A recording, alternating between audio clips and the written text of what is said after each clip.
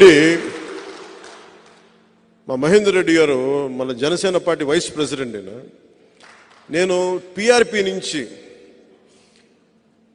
Youth వింగ్లో ఉండి ఆ రోజు నుంచి ఈ రోజు దాకా నేను ఓడిపోయినా ఏమైనా కింద పడ్డా మీద పడ్డా నా పక్కన ఉండిపోయినా.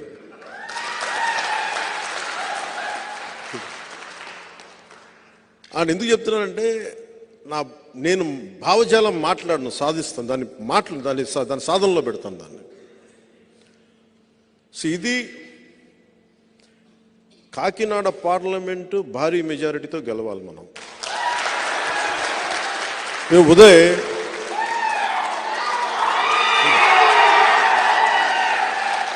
అంటే యాక్చువల్లీ చెప్పాలనుకోలే, ఉదయ్ లేదు మావాడు నాకు ఎసరు పెట్టవు కదా భవిష్యత్తులో సరదాగా లేదు. నాకు ఒక బ్రదర్ లాంటి తను, తమ్ముడు లాంటి నాకు. అందుకనే కదా పవన్ కళ్యాణ్ అయ్యాడు. ఏలే ఇది ఎందుకు చెప్తున్నానంటే, ఆయన మాట్లాడితే కూర్చొని పాపం వైసీపీ తరపున ఎంపీ ఆయన కూడా నాకు బాగా తెలుసు, సునీల్ గారు, వంగాగీత్ గారు, వీళ్ళందరూ మన ద్వారా వచ్చిన వాళ్ళే కదా వీళ్ళందరూ.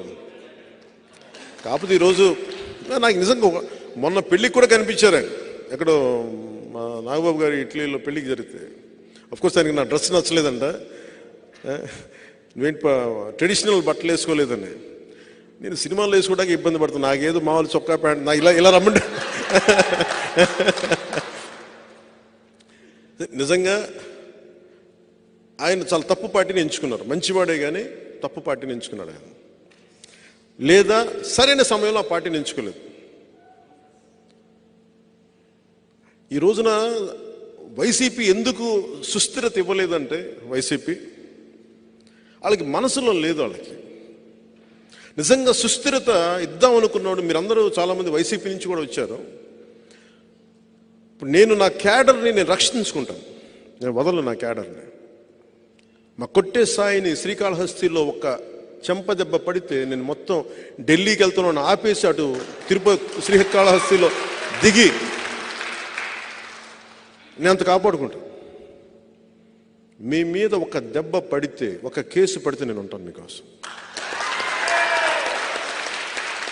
మన కాకినాడ అది పదవి విరమణ చేసిన ఉద్యోగస్తుల తాలూకు స్వర్గం అంటారు, దాన్ని పెన్షనర్ల స్వర్గం అంటారు, పెన్షనర్స్ ప్యారడైజ్. అలాంటిది. ఎందుకంటే మా పెద్దనాన్న, నేను ఎప్పుడు చిన్నప్పుడు ఎప్పుడు రాలేదు కానీ కాకినాడకి, మా పెద్దనాన్న అక్కడే పోస్ట్ మాస్టర్గా పనిచేశాను కాకినాడలో. అలాగే మా వాళ్ళు అందరూ, మా బంధువులంతా కోనసీమలో ఉంటారు, మా పెద్దనాన్న పిల్లలంతా. నేను ఎప్పుడు నా మాట పెన్షనర్స్ ప్యారడైజ్ ఉండిపోయింది చిన్నప్పటి నుంచి. అలాంటి పెన్షనర్స్ ప్యారడైజు ఈ రోజున ప్యారడైజ్ ఫర్ గాంజా అయిపోయింది. క్రైమ్ సిండికేట్ పెరిగిపోయింది. వీటన్నిటిని నిలువరించాలి అంటే బలమైన వ్యక్తిత్వం ఉన్న వ్యక్తులు అక్కడ ప్రజాప్రతినిధులుగా ఉండాలి. ఎంపీగా ఉదయ్, ఎమ్మెల్యేగా నేను.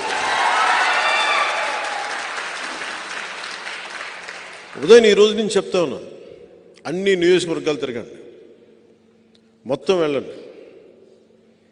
ఎందుకంటే నాకు పనిచేసే యువత, ప్రధానమంత్రి గారు అడుగుతుంది కూడా, నేను మొన్న మాట్లాడుతూ ఉంటే ఆయన సభలో కూడా చెప్పారు, 2029 ఎన్నికల గురించి నేను ఆలోచించట్లేదు, 2027 గురించి నేను 2047 గురించి ఆలోచిస్తున్నాను. ఇంకో తరం కోసం ఆలోచిస్తున్నారు.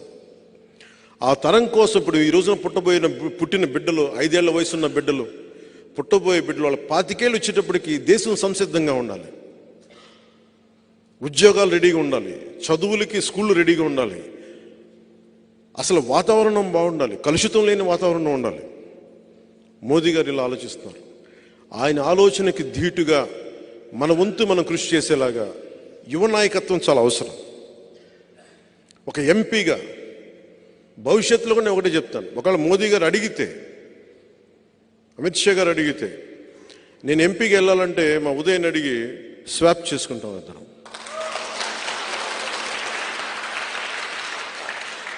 ఈ రోజున మీకు అందరికీ మాట ఇస్తున్నాను, పిఠాపురం ఎమ్మెల్యేగా నేను పోటీ చేస్తున్నాను. కాకినాడ ఎంపీగా ఉదయ్ గారు పోటీ చేయబోతున్నారు.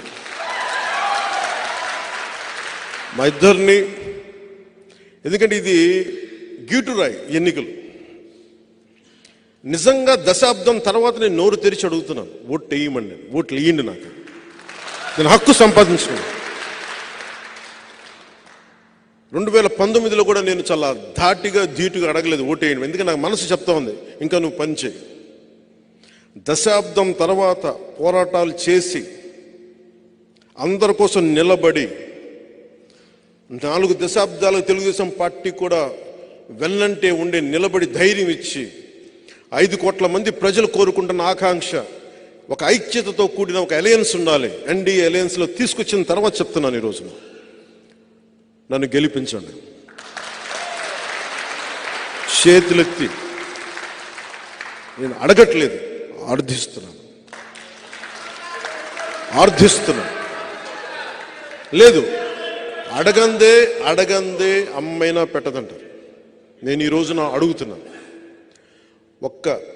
ఈ 2 సీట్లుతో పాటు మిగతా 19 సీట్లు, ఇంకొక పార్లమెంటు, ఇవి కొట్టి చూపించామంటే, ఇందాక చెప్తా ఉన్నారు సినిమాలో భగత్ సింగ్, దాని పేరు ఉస్తాద్ భగత్ సింగ్, అందులో ఒక క్యారెక్టర్ ఆ గ్లాస్ పడేస్తాడు.